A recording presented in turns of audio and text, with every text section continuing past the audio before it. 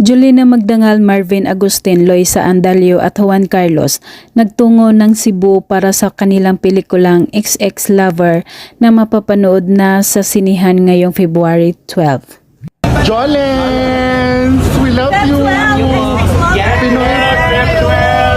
Sa tinutuluyan nilang hotel, makikitang pinaplansya ni Julina ang kanyang t-shirt na susuotin nila sa kanilang mall show. Kulay pink ang motif ng kanilang team. Ano ba? Dahil bagong-bago ang aming t-shirt, dukot pa siya. Kaya ito, kailangan plancha. Sino ba magpapaplansya? Ako na. Ayaw ni Loisa eh. Tinatanong ni Julina Magdangal ang kanyang mga kasamahan kung sino pa ang gustong magpaplansya ng kanilang damit at sumagot si Loisa Andalio. Ito po, nay!